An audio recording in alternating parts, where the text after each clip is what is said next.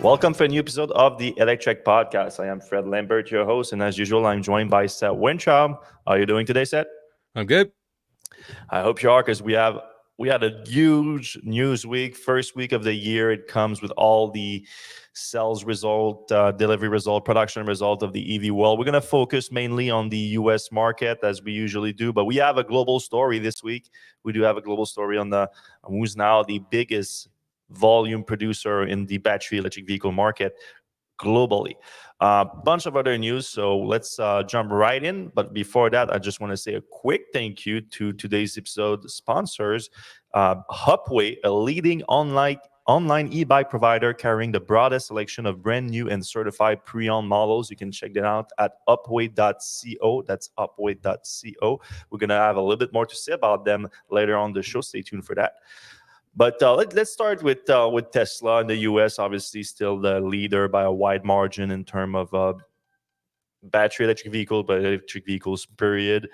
We got the numbers earlier this week. Came out. Tesla beat their own guidance. Well, obviously, Tesla doesn't give quarterly guidance, only give yearly guidance of 1.8 million deliveries. They needed 476,000 deliveries to make that happen. They ended up at 484,000 deliveries.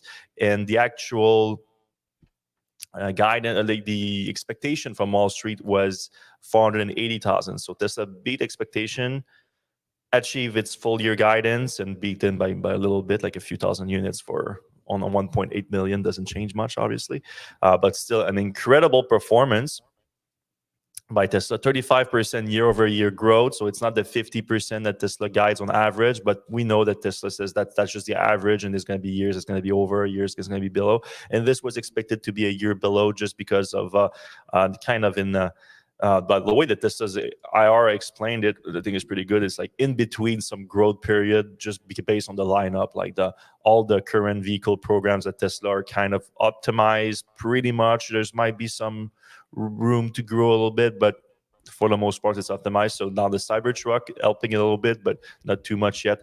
We need the next generation of vehicle, obviously the so-called $25,000 Tesla and the Robotaxi to enter another growth phase for Tesla. But still, in between growth phase, you get a 35% increase on deliveries of such a big product like a vehicle. It's absolutely incredible performance by Tesla.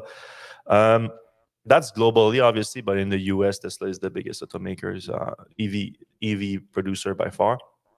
Now, the only thing that I kind of have a problem with this disclosure is, like, if you're watching right now live on YouTube or wherever, you basically see the entire report that Tesla released for their Q3 and annual 2023 production. And it's so limited. It lacks transparency in terms of all the models. Like, Tesla bundles together the Model 3 and Model Y, which I know they are similar vehicle, but they're still like quite different. And we kind of would want to know exactly, like, how big is Model Y compared to Model 3? Is Model 3 like how big of an impact the transition to Island had in the second half of last year? And so is there room to grow back with the Island now and the imminent launch in North America too? Like, it would be good to know the health of the programs, especially such big programs like that. So Tesla delivered 461,000 Model 3 and Model Y in Q4 for a total of 1.739 million in 2023. And then it bundles all the other models together. It just says other models right here. And that's starting to get real bad, because now you don't only have Model S and X, you have Tesla Semi and Cybertruck in there. So zero visibility on that front. Tesla disclosed delivering 22,969 vehicles in Q3 in those other models category. So obviously that's mostly going to be Model S and X, but we would like to know, like, how it's been with the Cybertruck. Like, are we at a few hundreds? Are we at a few thousand? Like, where are we? We cannot know. Terrible way for Tesla to operate, in my opinion, and shows their lack of transparency. And big discrepancy in terms of production. Yeah. Why do you think they do that? What's the strategy there? Like, you think there's a competitive advantage to not? I mean, the only thing that makes sense, and I disagree with this argument, but I think it's where the reason why it's, and that's what Tesla fans are saying mostly, because otherwise there's no reason not to do it. It's that Tesla doesn't want to give ammunition to the naysayers and the media that attacks Tesla all the time and like, look, Cybertruck's not doing well, they just delivered that amount, or look, Model S and X are going down, but like there's other reasons for that, and you're not going to explain it. And I get that, but at the end of the day, you have a responsibility with your investors. Like these releases are for your investors, for Wall Street, to just have a very good idea of like where the health of the company, and obviously the health of the vehicle programs are important. And Tesla is now openly hiding the health of all the vehicle programs, really. Because Model 3 Model Y bundled together also, I don't think it's a good idea. And they are basically the only automakers that does, the only major automakers that do that. Like when I posted that, like everyone like freaked out. Have you looked at Rivian? Rivian still delivers like 15,000 cars a quarter. Like it's not that big of a deal. Like they're obviously in a growth phase, and you want them to boost their overall production capacity altogether. I would prefer if Rivian would be transparent between the R1T and R1S and the van and all that, but I get it when it's 15,000 total a quarter. It's not that big of a deal. Tesla, it's a much bigger deal. And all the other automakers, they have a way more detailed programs. I know people like gave the example of like all the Bolt EV and Bolt EUV are bunched together. All right. Like, okay. But like Ford, look at a Ford report, for example. You have all the detail of every single model. You even have some trims at times, difference between trims, so when they are significant. So this is a lack of transparency from Tesla that I think they should fix.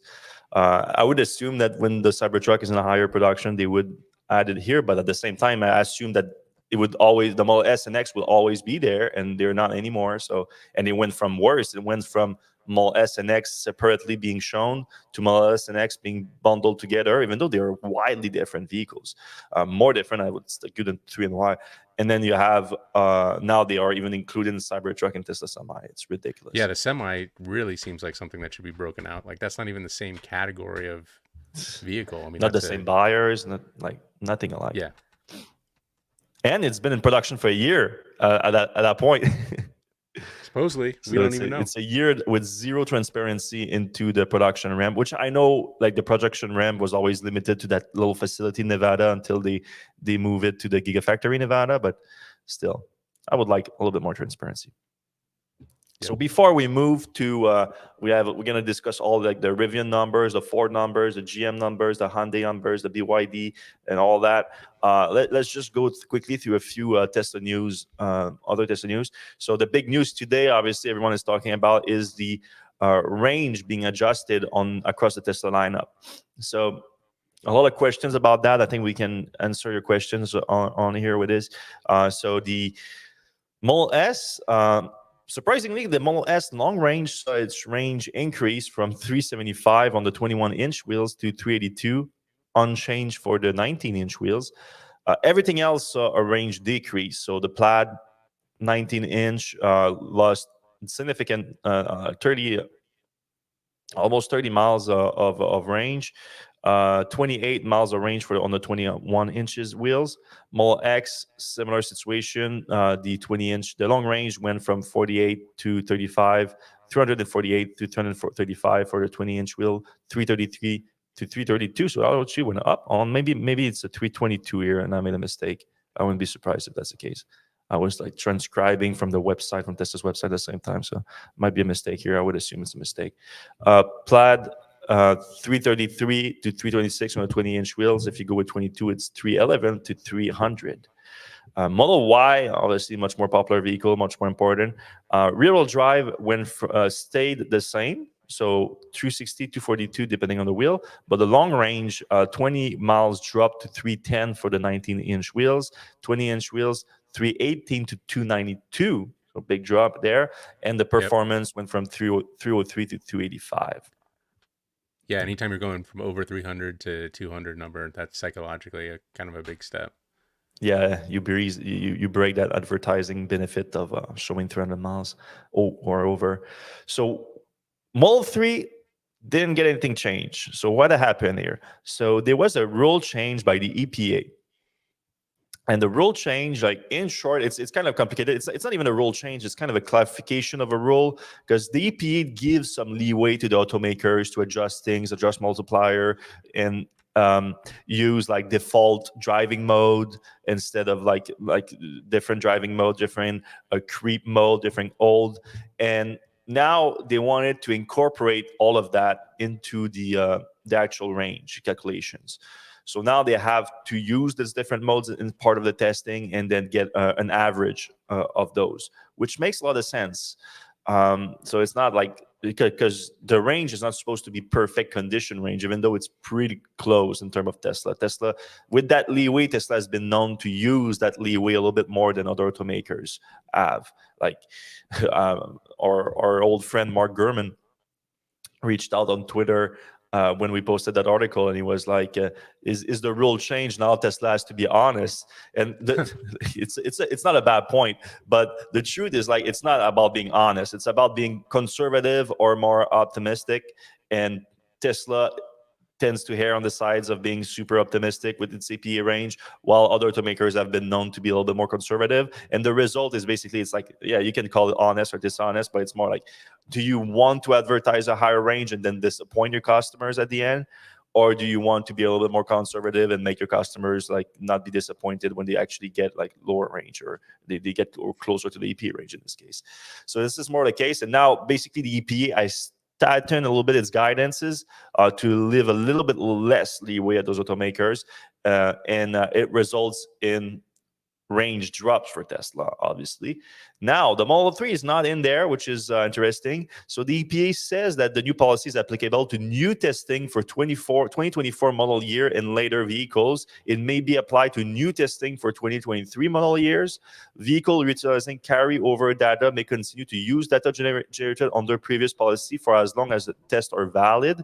So I don't know how long the tests are valid exactly, but manufacturers will add a new configuration to a test group for 2024 and later must present new test result using this policy, but existing data can still be used if it is representative.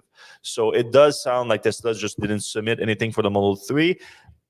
We suspect, or maybe you can say we hope, that it has to do with the launch in North America of the Island Model 3, which we think is coming. And this week we saw that Tesla was kind of sneakily testing the Model 3 Highland in the US, but we've seen that for a while, but we didn't like report on it too much because it was weird. They were all having like Chinese badges on them. So we're like, all right, Tesla might be like importing some Chinese Model 3s in the US just for testing ahead of the production in the US of the Highland Model 3. But someone got close enough of one of those vehicles last weekend, and they saw that even though they have the Chinese badging, the VIN numbers does show that the vehicle was built in Fremont. So Tesla is kind of sneakily trying to hide the fact that they're building Model 3 Island in Fremont with that. But if they are, it would point to an imminent launch, I think. But yeah, and so that might also explain why the Model 3 is not in that list just yet, and it's going to be updated with that new rule change and with the updated version of the Model 3 with Island at the same time whenever that comes, hopefully in the next few weeks, months max, like 2 or 3 months max, I would say. Yeah, and it's good that Tesla is kind of, walking back its range estimates a little bit. It was getting a little out of hand, a little bit just too optimistic. So, these are going to be a little bit more realistic, although probably still on the optimistic side. Yeah, it's roughly a 6% decrease across the board. So you're probably right. It's probably still a little bit optimistic. It depends. Some people were hitting the EPA range. It depends how you drive. It depends where you drive, when you drive, at the temperature you drive. Like all there's so many different factors. But yeah, in general, people were not hitting it, and that will help. Tesla also added the two colors from Berlin to the Model Y in the US. So the Stealth Gray and Ultra Red have now made it to the US market. So it's been teased a bunch of times. These were the colors that were enabled by the newly designed paint shop in Berlin, and Gigafactory Berlin. Was supposed to come also to the US through updated paint shop in Fremont in Texas. So now apparently it is ready, because you can order these vehicles in Style Gray. The Style Gray is the one that's included at no cost, so that's real nice. And the Ultra Red, it's replaced the Midnight Silver, obviously, which was pretty close to it. The Ultra Red is a $2,000 option, like the other colors, but they are real nice looking colors. I still wish they would do brown and green and yellow and some other interesting colors besides the very, blue, red, black, white. Sounds like they're bidding more on the wrap side of things for variety. Yeah. All right, this is interesting. Tesla updated is a fairly new API. So for those who don't remember, Tesla for years was operating some kind of unofficial, undocumented API to get access to everything that you can get access basically through the Tesla app. So there were third-party apps, but they were unofficial because Tesla hadn't documented an official API. They did that last October with an API very much focused on fleet management. So for all the companies that have Tesla fleets, it would make sense to have build something for them. And also a lot of Tesla third-party apps that were unofficial were doing that already. So now they can make them officials. But now Tesla has updated this week its API to add integrate new products. So the Powerwall, its solar products, so solar panels, solar roofs, solar inverters, and all that, and its wall connector home charging station have now all been added to the API. I think that was a project that Tesla made with Samsung, because literally the next day, today, Samsung and Tesla announced a new partnership on energy connectivity, where the Tesla system API is going to work through the what Samsung calls their app, the Smart Things Energy app. So it's basically all the Samsung connected appliances and smart products can be managed through the app, and that can be connected now to the Tesla app. So you can get your Tesla solar, home charger, Powerwall data through that app at one place. So it seems to be limited to that right now, but they say it's an ongoing partnership with Tesla Energy, that there should be updates and new possibility in the future. They said that Tesla Stormwatch, which is something that happens if you're a Powerwall owner, the Stormwatch detects when there's a risk that there's going to be an outage due to a storm, and then it gives you more backup power. It focuses on backup power instead of optimizing for selling electricity to the grid. So now that those Stormwatch notifications going to be pushed to your smart TV, Samsung Smart TV. I don't think that's a huge feature. Like, if most people have their phone on them, whatever, like you get it. Like, you don't need a big Stormwatch alert on your TV blasting for no reason, like kind of an Amber Alert situation. But they seem like the press release, I'm kind of extrapolating a little bit, but they seem to tease at the fact that you're going to be able also to they have this AI in the Smart Things Energy app from Samsung that going to be able to connect to the Tesla Energy app, and when you go on backup power with your Powerwalls, it's going to be able to manage your electricity usage from your Samsung appliances. So they didn't explicitly say what that's going to be like, but it sounds like, for example, you go into backup power and your dryer is running. Well, your Samsung dryer is running, but it would shut down not to get that power, because obviously drying clothes, it might not be like a priority if you're losing power or something like that. So it's interesting. It's an interesting development. We know that Tesla is going heavily on the software side with their energy division rather than hardware. They're still going strong in hardware with Powerwall and Megapacks and all that, but they're solar-wise, they're kind of scaling back a bit. So it seems like the solar products is the way to go for Tesla in the energy front. All right, we're going to be ready to jump into all the other EV news, EV sales. But before that, we just want to say a quick word about our sponsor this week, which is Upway, a leading online e-bike provider. All right, today's episode is sponsored by Upway, a leading online e-bike provider carrying the broadest selection of brand new and certified pre-owned models. The team at Upway has compiled a growing selection of top brands like Specialized, Trek, Aventon, and Gazelle, each priced up to 60% off retail to make electric mobility affordable to everyone. Want to sell or trade your current e-bike? Upway manages that as well. Each pre-owned e-bike goes through a rigorous inspection, tune-up, and certification by Upway's team of master mechanics and comes with a 1-year warranty. Following your purchase, Upway will get your e-bike delivered to you 99% assembled within 1 week and accepts returns within 14 days in case the bike isn't the right fit for you. The process is just easy. Now through January 31st, save up to $1,000 off a wide selection of e-bikes during Upway's winter sale event. Be sure to use promo code Electrek, that's all caps, for additional $100 off. Learn more at upway.co/pages/Electrek, which is in the show notes. A huge thanks to Upway for sponsoring. I had an opportunity to visit Upway in their new warehouse. Well, it was new at the time in Brooklyn. They've got a really interesting situation going on there. There's just tons of brand new e-bikes. Some are overstocks from like like Specialized. Some really nice there's some e-bikes. Specialized. Like if you're looking at the screen right now, there's some Specialized at pretty good price. Yeah, really good prices. And they like go through inspection. They, there's like bike techs there, and then they package it up in a box where you basically just have to tighten the handlebars and you're ready to go. That's huge. I hate The wheels and stuff. The e-bike mounting experience is like that's the thing that holds me off the most. Yeah, it seems like a good product, especially for someone like you that always has like a fleet of e-bikes around. Like if you want to update one, I'll send one of them and give me like a little discount for the next one or whatnot.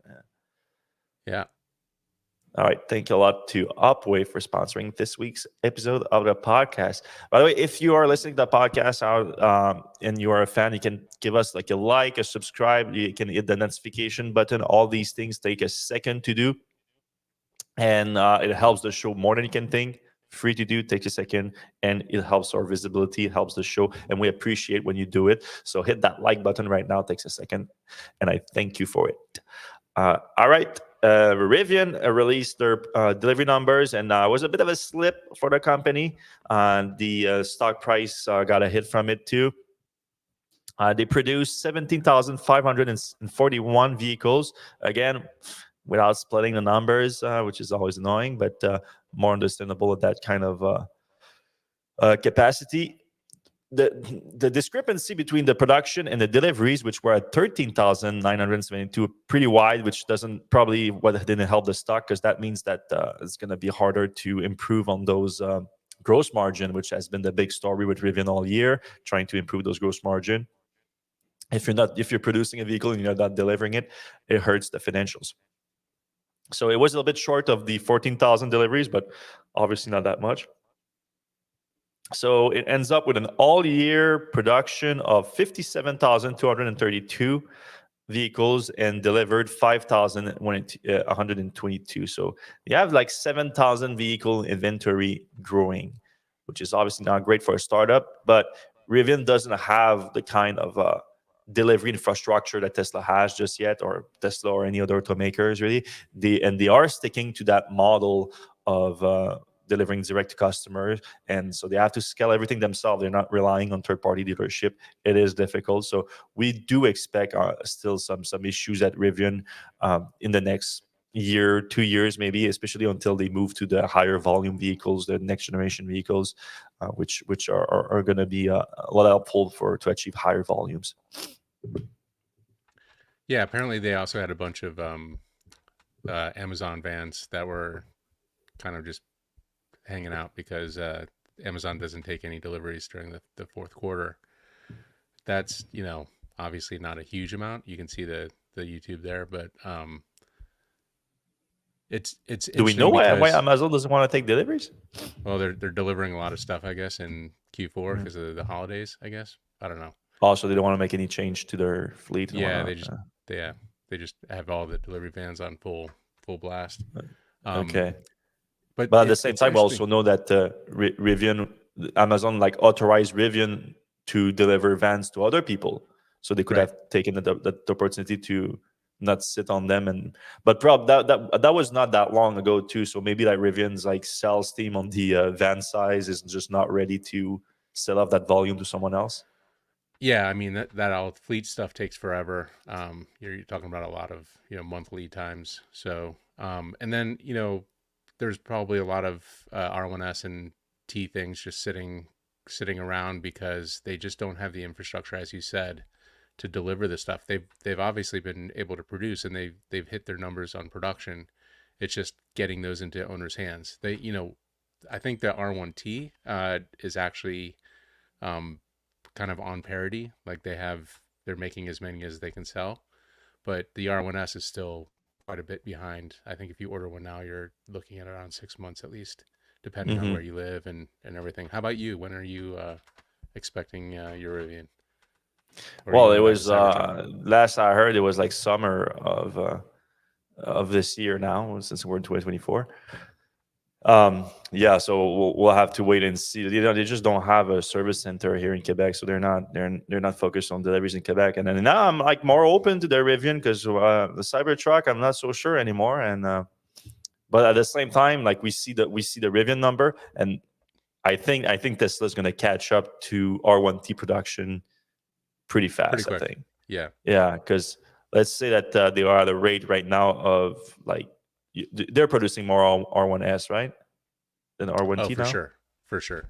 So let's say they had a high best case scenario like production of 6,000-7,000 R1T per quarter.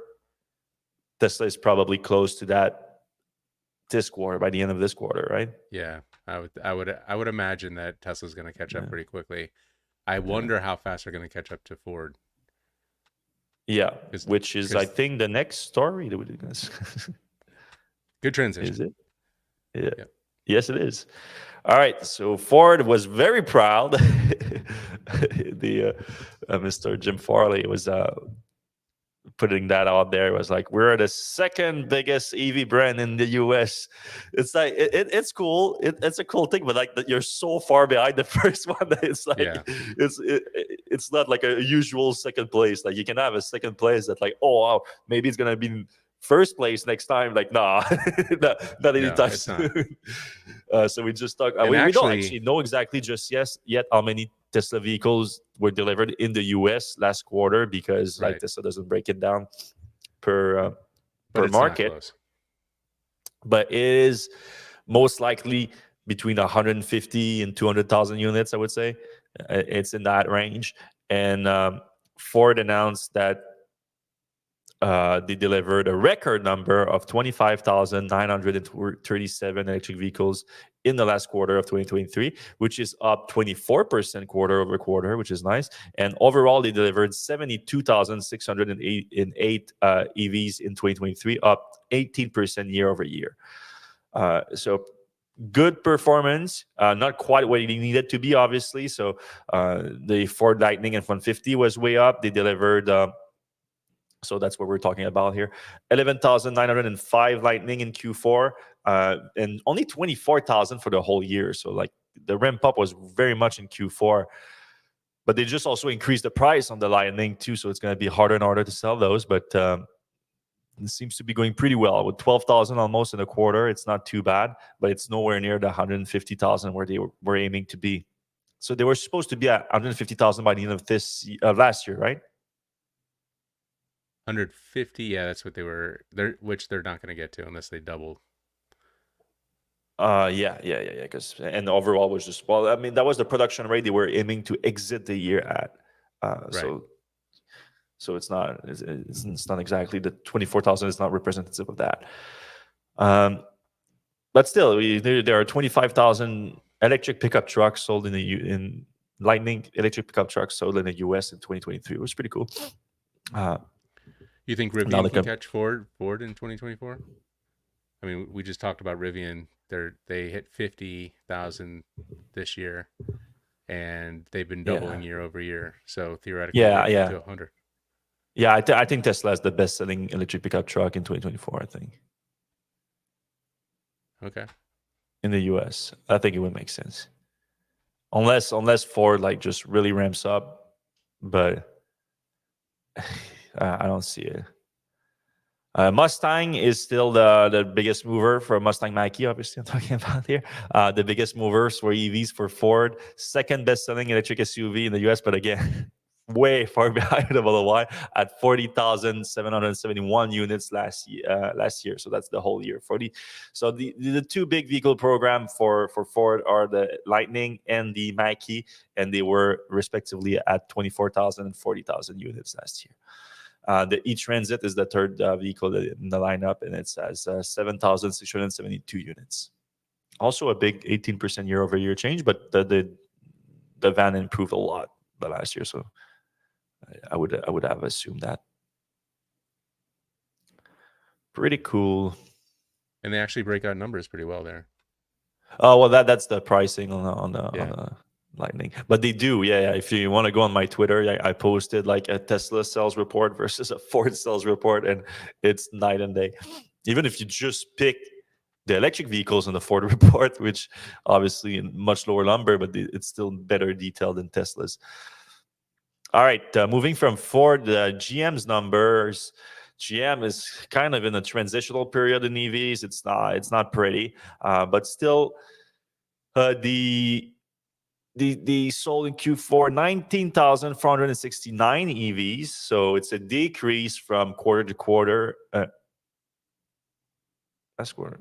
No, a small decrease. Yeah, small decrease from the last quarter that was just over 20,000 units, but an increase over Q4 from last year at that was just 16,000 units.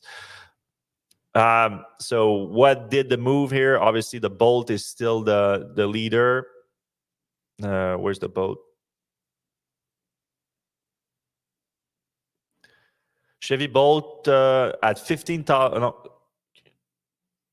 12,551 units in Q4, down from Q3. Really? Down from Q3? Why would it be down from Q3? They stopped making them, I guess. I don't know. But no, but they were still making them throughout the whole quarter, Most of almost. the quarter, Anyway, the Bolt is out of production now. So this was this last big quarter at 12,000 units, and now they still have a few. Obviously, they still have some in inventory, but it's gonna go away pretty quickly. Like especially, it still has access to the tax credit and all that, so it's pretty cheap. They're gonna go away pretty quickly, in my opinion. So now they're gonna rely entirely on the Ultium EVs to go, and that's a lot harder. So the Hummer is doing like fairly well for what it is. Like it's a super expensive, super big, super obnoxious vehicle, and it sold 2,028 units in Q4, up from 1,167 in Q3, and up from 72 in Q4 last year. So obviously a huge ramp up. Lyric also doing pretty well at 3,820 units. I mean, pretty well. The Lyric could do better than that.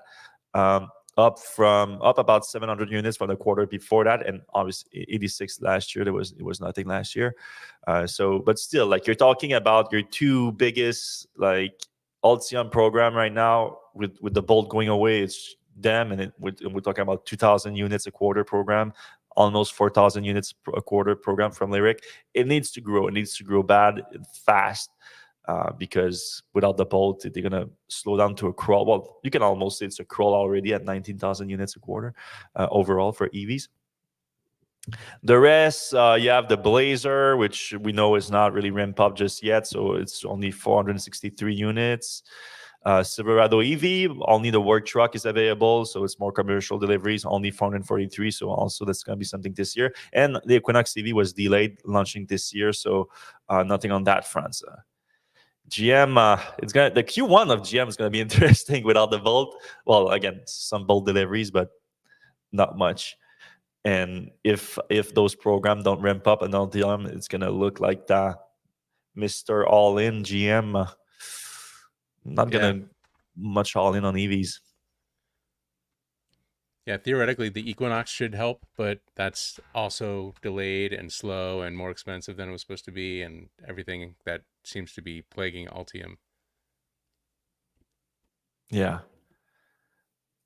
I used to be like GM is gonna definitely survive the transition, but now I'm like I'm not so sure.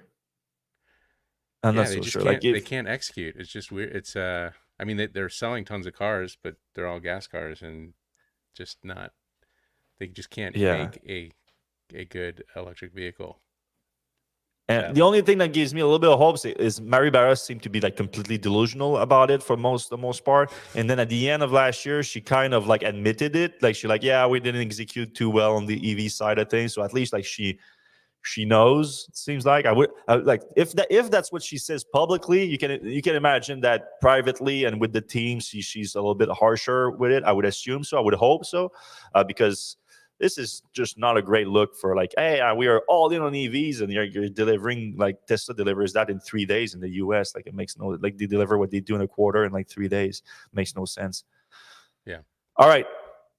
Hyundai, we have the Hyundai result, which is Hyundai is one of the bigger players in the foreign automakers in the US in the EV space. In the US, they delivered a record number of what's the quarterly number?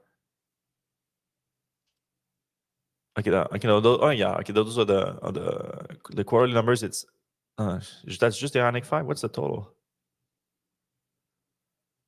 I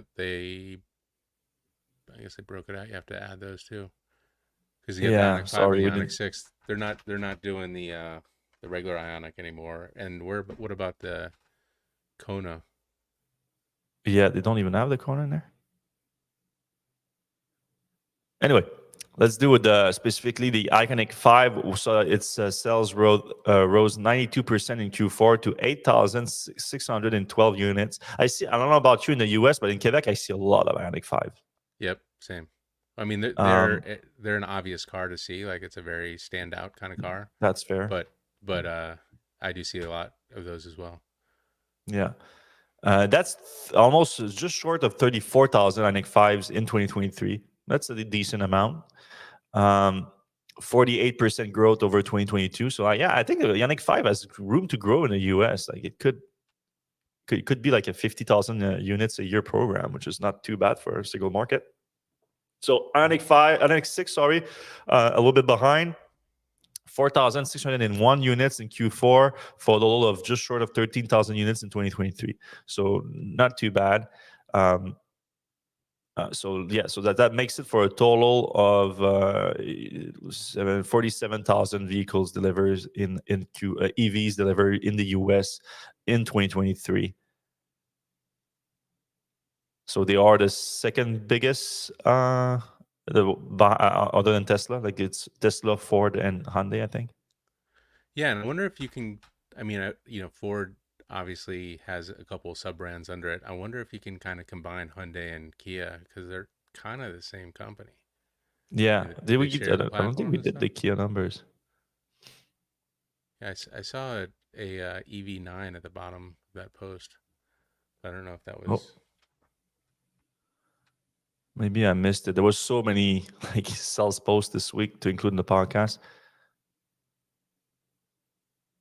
1,000 over 1,000 units just in December for the EV9 and the EV6. So 18,879 EV6 in 2023. So the EV6 is way behind the IONIQ 5, which would be the most comparative vehicle, I would guess. Yeah. But and the EV9 you cannot go really the full year. Doesn't mean much because the EV9 came like later in the year. But still, 1,000 units just in December is not bad at all for a late launch too. All right, a few more posts to discuss, and then we're going to jump into you guys' comment section. So I see there's a lot of you watching lives right now, and I appreciate it a lot. If you have a question for us, you can put it in the comment section right now. We're going to get to it in just a few minutes. It can be a question about a story that we discussed today, about the EV sales in 2023, about 2024, or any topic in the EV space you want us to discuss. And if you do enjoy the show, if you can give us a like and a subscribe and a share right now, anything it's free to do. Takes a second, only if you enjoy it, of course, and we appreciate it when you do. All right, so we have officially a new global leader in battery electric vehicle now worldwide, and it is BYD. So don't laugh anymore, Elon Musk, because this is we joke because I think he's been taking BYD serious now for a few years, but he used to laugh about it. We have the interview here. Isn't Tesla even using BYD Blade Yeah. batteries? And So That's true. It's now more of a partner than anything else. But you might actually have seen like a variation of that headline before, because in terms of like it's depend what you consider an EV. So obviously at Electrek we focus almost entirely on BEV. We do go into plug-in hybrids sometimes when we think they're worth it, when they have enough range and all that.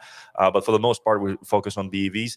And BYD also still does a lot of plug-ins. So there's a lot of plug-ins in the lineup, but they've been focusing a lot on battery electric, on fully pure electric vehicles. And for the first time last quarter in Q4 2023, BYD sold more purely electric vehicles than Tesla. If you had their plug-in hybrids, they are way above Tesla now. I think they sold 3 million EVs last year. Tesla sold 1.8. But overall, in the whole year, they sold 1.6 million BEVs versus, again, 1.8 for Tesla. Tesla only sells BEVs. But in Q4, BYD sold 526,000 all-electric vehicles compared to Tesla's 484,000. So for the first time, BYD is the biggest global seller of all-electric vehicles. Now, this is just a quarter, but I don't think this is a trend that's going to change. I think BYD is going to take over on that front, and it's kind of to be expected because BYD has a much deeper lineup, and they kind of went different ways, really. Tesla went up market first and then started going down market, but it's still like now limited to Model 3, Model Y down market. The next generation vehicle is going to be the one that's going to bring Tesla to much higher volume, obviously, because they're going to go even cheaper. BYD started really cheap, mainly focusing on commercial vehicles, and then went to consumer vehicles, and still kept in the cheaper, in the lower part of the market. And now, more recently, has been going up market with more expensive vehicles, and they are even now entering the European market with those vehicles. But still, their biggest seller is cheaper EVs in their home market of China. And it makes sense, obviously, because China has like 1.3 billion people, and the US, Tesla's home market, has like 300 something million. So like Jamie said, so you cannot underestimate the Chinese market, because they could be literally a billion, and I don't hope that, obviously, but they could be a billion people that die in China overnight, and there would still be more people in China than in the US, which is wild. Yeah, it is wild. But And big I mean, congrats to BYD. I've been meaning to go to China and like look them up directly there and see that. That would be interesting. So maybe this so year. they're still like partially owned by Berkshire Hathaway, right?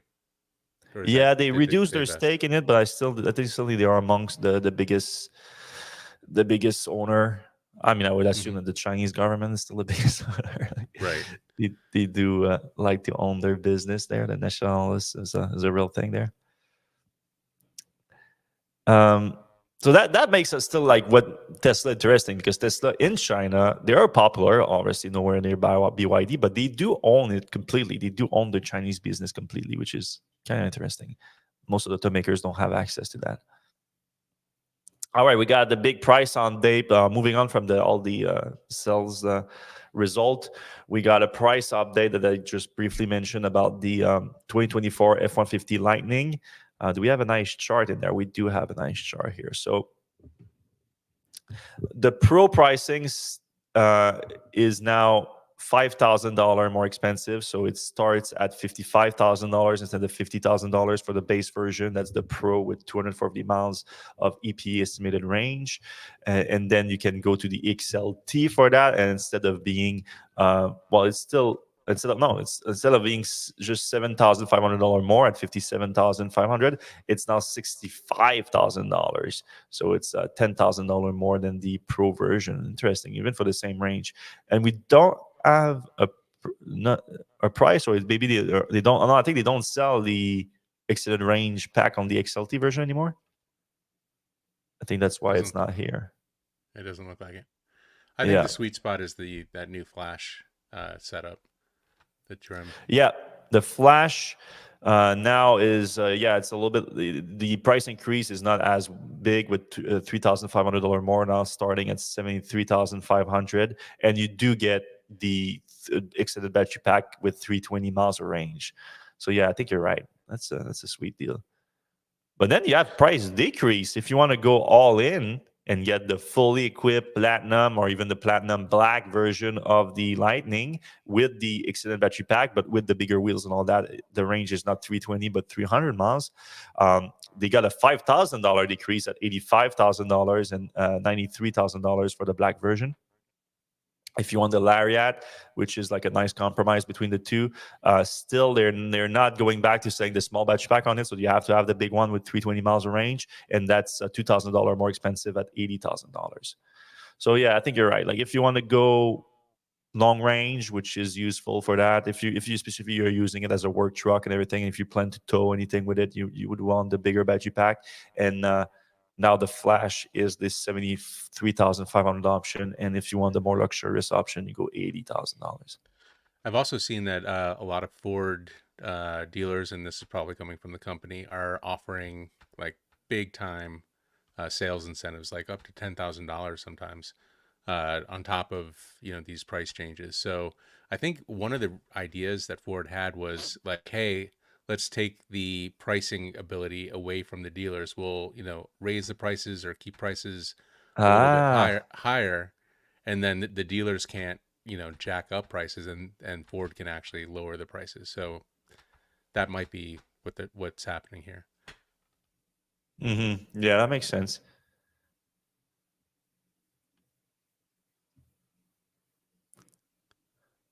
All right. Yeah, on the bad news trend, there's a report. It's not confirmed yet, but it's a report coming from Germany from Automotor Hundsmarts that the highly anticipated the VW, now they call it the ID2 All. So it's the least expensive, like the $25,000 Volkswagen that's supposed to come in 2025, might have been delayed in 2026. And the report states that that's due to the Euro 6 emission limit for cars being more relaxed than originally planned. So it looks like Volkswagen is going to take advantage of that and push the ID2 All a little bit. That's according to Automotor and Sports, at least. So that would be very disappointing. Obviously, even if the new regulation allows them to, doesn't mean that they have to do it. It doesn't mean that they should do it. I think we need that car as soon as possible, and probably Volkswagen needs that car as soon as possible too, because I don't know if you've seen their stock price, but they haven't been doing great lately. Not at all. And it's funny that they would just slow down the rollout of that. Like that would be a good reason to do so. It doesn't make any sense to me. Like they need to hit some home runs, and they're kind of making bad decisions left and right. Yeah, I agree. All right, last piece of news before we jump into you guys' comment section. So hit the comment section. We're gonna get to it in a second. Hit the like button too while you had it. So Fisker announced that they are pivoting to a hybrid strategy. So they are moving away with their direct sales model. Well, there is still apparently it's going to be a hybrid system, so direct sales, and they are looking for dealer partners. So they have been issues ramping up a little bit, like we talked about with Rivian, a little bit in smaller volumes, obviously, but still a similar problem. So they announced this week, Mr. Henrik Fisker said, as we saw throughout 2020, the EV market has changed drastically. As a high growth startup, Fisker is transforming its strategy effort by putting in place the brand accessibility and sales channels required to satisfy increasing demand for the Fisker Ocean and to prepare for launch of additional future models. As a result, we are evolving our business model and intend to add as many as 50 dealer partners in the US and Canada, a similar number of dealer locations in Europe this year.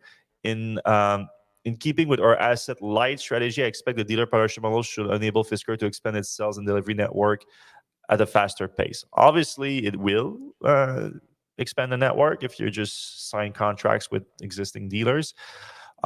Is it for the better, though? We don't know. I mean, to me, it's not that big of a deal with Fisker because Fisker was already like partnering with other companies for service and all that. So it's not like they were like fully brick and mortar like Tesla, Rivian, and Lucid or anything. But so it might. I like it because I like that. Give it a shot, Fisker. Let's see it. Let's see if it can work. Like if it works, it might be an option. It might be an option, especially amid like a weird transition now where we have two. It used to be you only had the dealer franchise dealership models. Now you have the dealership models and you have the direct sales model that is becoming more popular with Tesla, Rivian, and Lucid. So now with the hybrid model, like let's see if it works, and maybe it's a compromise that that can work. I saw a question in the comment section already about the Fisker. So Carl in San Diego says Fisker announced that they will actually work with dealers. News was confusing. Are they adding? Are the additions to say as a traditional dealership like Toyota Fisker or Chevrolet Fisker? Yeah, so possibly, Carl, it could be a solution. So it completely depend on what kind of contract, obviously, the dealers have. So who is Fisker is going to go after exactly? But, like a dealership is not married to a brand. Like a lot of the times when you go to those section of towns where you have a bunch of different dealers there and look at the buildings, sometimes like the buildings are similar, even though like you have a Nissan building and you have like a Ford building. Well, it can be the same owner sometimes. Like they just build those buildings like that, and they get a deal with Nissan, get a deal with Ford, whatever. But it's the same owners behind. So if they can, okay, well, let's build a little shop in between those two properties and make a deal with Fisker or something like that. So things that can happen if the dealers see value in adding the Fisker brand to their assets. So we'll see how it goes. I'm curious to see when they do make those deals. Maybe we can reach out to some of those new dealers and see how these hybrid models work for them. That'd be an interesting story, I think. All right, let's jump into you guys' comments. All right, I haven't heard of this, but Jean-Michel Belanger says, any news about Dubak Motors? Did you hear about any chance of revival of that company? I haven't. That thing I think is dead. Like it was maybe a chance like way back when they first announced it, but I haven't heard from them in a long time. And I think now like any kind of technology and design they had is just way past the industry is like has passed that by a lot. All right, we got a hello from Diego in Argentina. Appreciate it. Question: as a new rear-wheel drive Model Y owner trying to take best care of the battery, how do you recommend to charge the battery without knowing if it is LFP or not? I mean, just like Tesla. Apparently, it's not. Takes care That's of what that we were. Yeah, apparently it's not. So that's what we were told. So yeah, they follow Tesla's indication of charging up to 80%, but at the same time, like it's not written in stone. Like don't make your life more difficult because of it. Like if you need it to be 90% because it makes your commute easier or something like that, do that. If you need it to be 100%, do that too. Like it's but if you can not keep it charged 100% for too long, and if you can limit the charge to 80%, it doesn't affect your day-to-day driving, do it. It will help the battery a little bit, not that much. Yeah. Moving on. Happy Kid. Yes, just like gas cars, the tank is built for 300 miles, but usually gets more. Don't know if that's just like gas cars, but for years we've heard the EV community say nobody gets what the EPA says you'll get, but that was largely based on the experience with Tesla range inflation instead of recognizing the worst offenders. So yeah, when Tesla gets dialed back a little bit, I think overall. Yeah, he's right. That like if 80% of the market is an offender and like it being super optimistic with the range, it does tend to spread to the entire EV industry. But you're right. Like the Bolt EV always got great range in the Bolt. So yeah, I would always get something similar to what they stated. All right, Curtis Biggs from Twitter says, if this was a change in methodology by the EPA, shouldn't all manufacturers have similar D rates?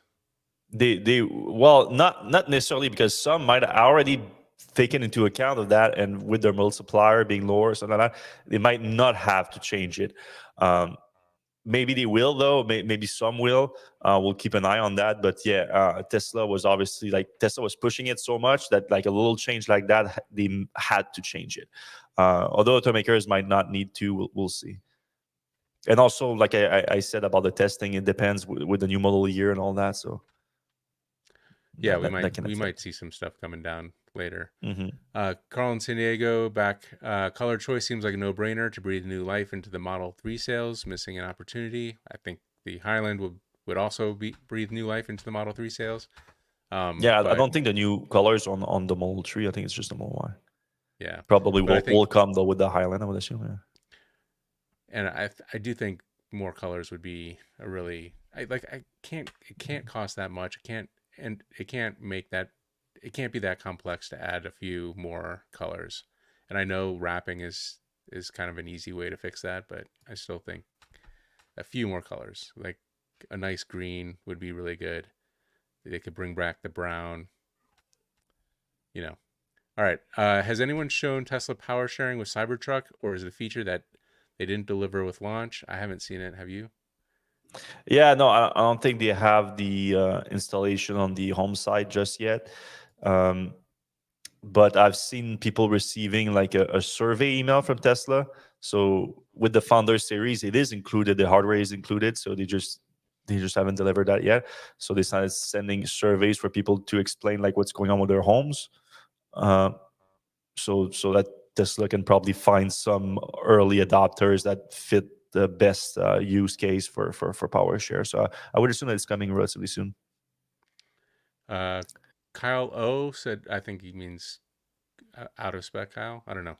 Said Cybertrucks don't have functioning autopilot and assume FSD, even though Foundation Edition makes you pay for FSD and advanced autopilot. Any news on that? I have Yeah, not Elon heard. said this week that Cybertruck is the lowest priority for FSD, and so yeah, they haven't adapted the entire software stack to the different requirement of Cybertruck because of the different positioning of the cameras and all that. So yeah, it is an issue. If you're a fan of autopilot, then FSD um, driving the Cybertruck might be a little bit frustrating for you. Yeah, for sure. So here's the question on everybody's mind. Any idea how many Cybertrucks have been delivered so far? Yeah, I wish Tesla would be more transparent on that. They're not, If so you had we to have no guess clue. I today, guess I would be like 1,000 maybe, and that's mostly to employees, you would say? mostly to employees, and then a few to non-employees, obviously, too, like a few hundred maybe. Okay. There's quite a few out there. There's some out there on Turo already. You can get one on Turo if you want. Maybe we should do that. Yeah, I don't know Are if there there any are in some. I think Vermont? it's still mostly in California and Texas, but yeah. Right. Yeah, that makes sense. All right. Moving on. Question. Fisker announced they will actually work with dealers. Oh, we talked about this. Yeah, I already We answered can that one. question. Do you think the first Tesla Roadster will be delivered to a customer before or after January 1st, 2026? Oh That's my about 2 years from God. now. Yeah, they put the date pretty far. Like I would assume so that far. Like January 26 is 2 years from now. Elon said 2024 last time he said anything, so that's this year. Obviously, I'm not holding my breath for that because he said that before. So I'm hoping 2025, but so yes, my answer would be yes to that. But I don't know. I have no clue. Yeah. All right. Rivian will suck at selling to the masses without dealerships or service. I Yeah. mean, they have their own, dealer. They're not They dealerships. need They're more of service them. centers. Yeah, Yeah. and it's weird that Rivian can't scale that. It seems like not a hard thing to scale, like versus building more vehicles, but they it, it just isn't happening. I mean, people are Yeah, waiting I mean, for hiring cars. people is hard these days, or at least good Yeah, people. right. So just that alone, and then you need a lot of things need to come together. You need to find a suitable place. And then they're competing against Tesla, against Lucid, against all the other people that are trying to open those places. So they're finding Fair. the right one. I'm sure it's not that easy, and then you have to outfit it with all the equipment and all that. It's I mean, new location is the number one thing, and then having the employees to deliver and service their cars too. It's not easy. All right, we kind of talked about this last time. Eric Williams says, "Question: How about some 2024 predictions for the EV market?" Um, I don't know if you should we rehash or we should just move on. Yeah, I mean, we talked. If you want to go, Eric, on see the last podcast, we discussed mostly that last time. But I mean, a lot more growth. Maybe a few players going away because the market is very difficult, and hopefully, inflation, the interest rates is stabilized down a little bit, makes the market a little bit easier. And there's always like there's the FSD wild card. Like if Tesla was to somehow pull out FSD, that would be wild. That would change the market That would a be a lot. wild card. I It would did be you wild. speaking of Elon, did you I listened to the space he had with the Peter Diamandis. No. That was like Wednesday night, I think. I Gotcha. listened to the whole thing, and Elon seems like the best it's been in a long time. I've heard him talk. He made Oh a yeah. ton of sense. He was stuttering a lot, but like that's old school Elon, really. Right. But other than that, like he made a ton of sense. He didn't go wild with his answers and like that. Other than always he's preaching. I mean, it's not wild. He's preaching to people to make babies and all that. It's not that wild of an idea, I guess, because there are some concerns with the birth rates in countries, in specific countries. But other than that idea that he keeps pushing all the time, like telling people that they should make babies. He was like the most normal it's been for a while. Talked a lot about with Peter Diamandis. Talked a lot about carbon capture, obviously, because of he financed the was it the moonshot thing that he has Diamandis. Like they gave Oh right. $100 million to try to bolster a project that do carbon capture. Talked a lot about just the energy storage space and the EV space, and he was very optimistic. Well, the talk was supposed to be optimistic because it was about the age of abundance and all that, and he was a little bit more nuanced and not too pessimistic about AI. He says there was an 80 to 20 there was an 80% chance that AI would be good and just a 20% chance that it would be not good. But obviously, if it's not good, it's It's a really lot not good. not good. It's very bad. Yeah, if you had a 20% chance to destroy the Earth, like that's not a good. That's not a good Yeah, but at the same time, ratio. like there's no stopping it. Like you won't stop the AI development. It's just impossible at Right. this point. All right, we're gonna move fast since we're over time a little bit. Yeah. Any guess when Tesla will have auto park and summon to vision only cars? I mean, they just released the bird's eye view thing for the summon only for the vision only cars, which is a plus that you don't even have in the ultrasonic cars. So I think we might be close. Yeah, I I think that would agree. make sense if it's close. It could happen any Because given now they basically software update. they build the vision system that you need for parking in the with the vision only. So now they just need to probably deploy that V12 FSD neural nets end-to-end system to the parking system, and then you have it basically. So we're probably pretty close to it. I think all the pieces of the puzzles are coming together now. All right, converting EV ICE buses to be EV. I don't know any offhand. Do you? No, but it does exist. I don't know often either, but I've heard about it. It does exist. You can do that. There's Here's a good companies that question. offers that. Would you rather own a Kia EV9 or a Rivian R1S, and why? Well, So you're an R1S owner, so you should take that one. yeah, so I think I'm happy with my R1S. I just think it's going to be better off road. I think Kia is made for road driving. You can go off road every once in a while. A little bit better acceleration, or a lot better acceleration in the R1S. The one thing it's kind of bugging me is the stereo in the R1S is not amazing. And the ones that we drove, when we were testing them, were Meridian, the top end, and they went with their own thing, and it really Rivian had their own stereos come out first, they were like, this is beta, we're going to update the hardware or the software, and it's going to get better. And they really haven't done that. And like when I'm playing music that I love, I just don't like it in the Rivian. So it's great for podcasts, I guess. So for music, if you're a music person, maybe the EV9 is better. I don't know. Any predictions about the expansion of the charging network in 2024, especially for non-Tesla superchargers? Oh, Okay. so that's gonna be tough. So I'm hearing things again. I'm hearing things about charging companies right now that, especially those that are big in the North American market. So I don't know if your question is about North American market, but we were more focused on North American market here, and it's not good. like the next transition, Tesla's overwhelming dominance on the market has made it very hard for them. So it might be difficult for non-Tesla supercharger. Obviously, in 2024 and 2025, there's going to be a transition where non-Tesla EVs are going to be able to charge on the supercharger market. So this is a plus for everyone, well, especially for non-Tesla EVs, because it's going to give you access to a lot more chargers. Now, if you're talking, the question seems to be more about the deployment of non-Tesla supercharger, non-Tesla chargers, really. That might go. That's probably still going to go up, but I think there's going to be a few players that are going to fall off, and that might slow down a little bit. But I think overall, it's still up, I would assume. But I think Tesla's going to deploy more superchargers than any other companies put together, probably. Did we talk about Cybertruck range? Any? We talked about the 254 miles. Yeah, I wouldn't go into too much details. I mean, I would expect all the spec is supposed to release a video like in more details about that. Like they just released a live stream, which made it sound like it got 254 miles of range, which obviously not great because the car is supposed to get 320.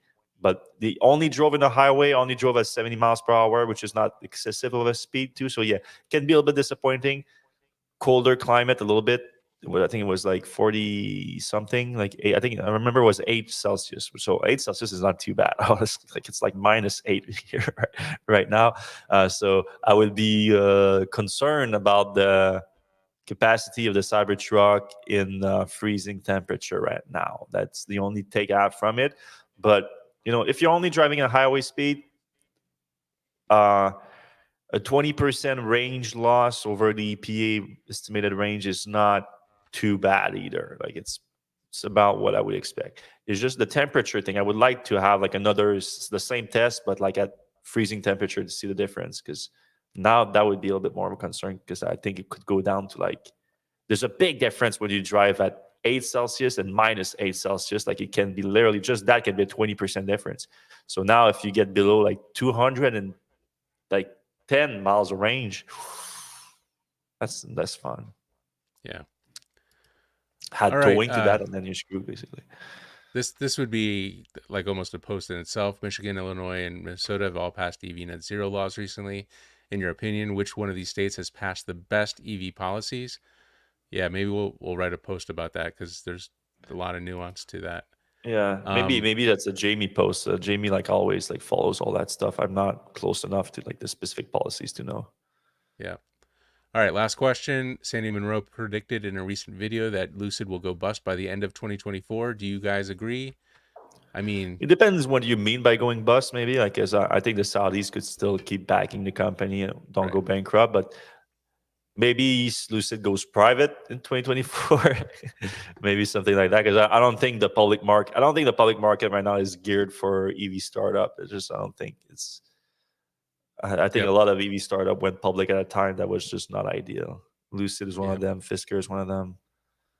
Taiga is one of them. There's a lot of companies like that. What's the other one? Mullen Automotive was seen his stock being destroyed. They're like, we have $200 million in order right now, and we're in production, and our stock is crashing. And what's happening?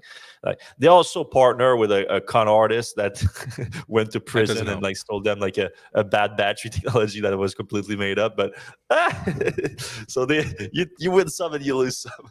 All right, that's it for us this week, everyone. I appreciate every one of you that listened to the show this week. Thanks you for being a supporter of the Electrek podcast. If you give us a like, a subscribe, it helps the show a ton. If you're on the podcast app right now and you give us a 5-star review, that boosts the show a ton. It's free to do, it takes a second, and we appreciate every single one of you that does it. We're going to see you same place,